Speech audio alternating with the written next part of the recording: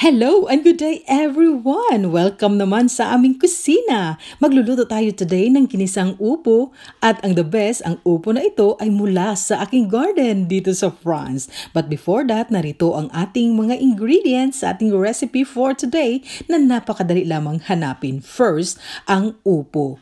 Ito na upo ay mula sa aking garden dito sa France at medium size na siya pero ang laki at super young pa talaga kaya sinali ko na ang balat. Pero pag ang balat ay matigas na, of course, ipipil natin yan. Looks very fresh at crunchy talaga tingnan pag preskong presko at galing sa garden. Ayan, nakaslice yan ng maliliit.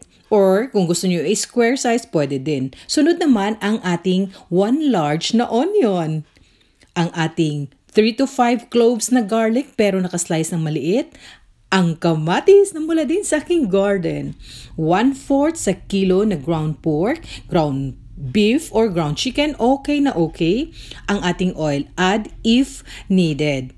Kagaya din sa ating soy sauce, dagdag din kung kailangan. Ang seasoning na Knorr powder, at ang ating pepper powder.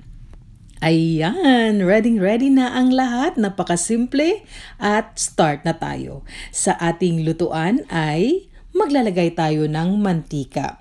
5 tablespoons or dagdagan ninyo, pwede din. Ayan, antayin lang natin na uminit yan. Pag magluluto talaga ako ay di ko gusto agad na high heat, kundi medium lang yung ating apoy. At pag mainit na, ay ilagay na natin ang first sa ating mga ingredient, ang ating onion.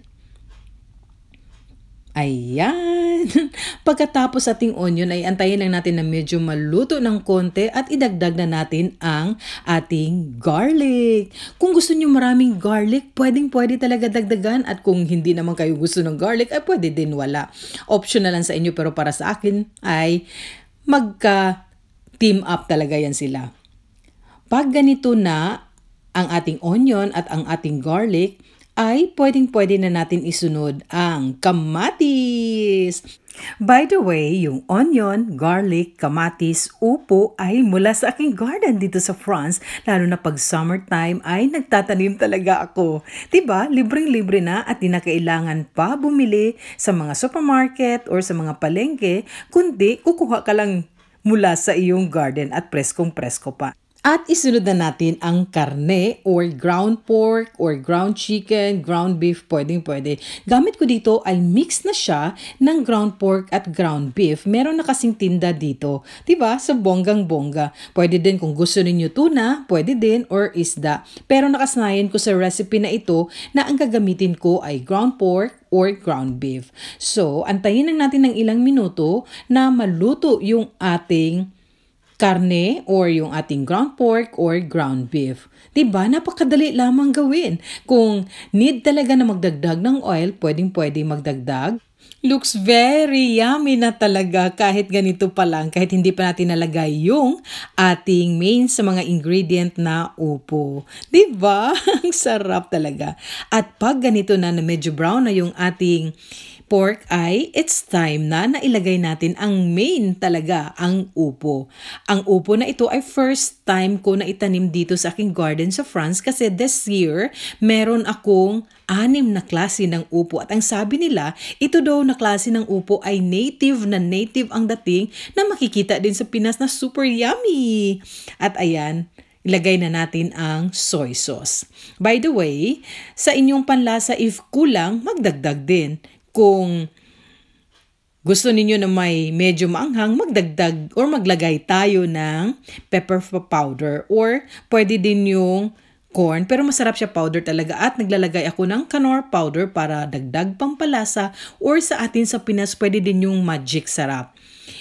O pwedeng una natin na ilagay 1/2 teaspoon lang at pag kailangan talaga magdagdag, pwede natin gawing 1 teaspoon na Knorr powder para tamang-tama at eksakto talaga yung ating panlasa. Takpan lang yan at aantayin natin ng around 3 to 5 minutes and wow! Ang gusto ko kasi sa pagluluto ng gulay ay hindi siya overcook kundi half cook lang para ma-feel mo talaga yung crunchy ng gulay. So, para sa akin, pwedeng-pwede na ito kasi looks crunchy at lutong-luto na ang ating upo. O diba, yung skin na smooth pa talaga siya ay dagdag sa kagandahan ng ating recipe for today.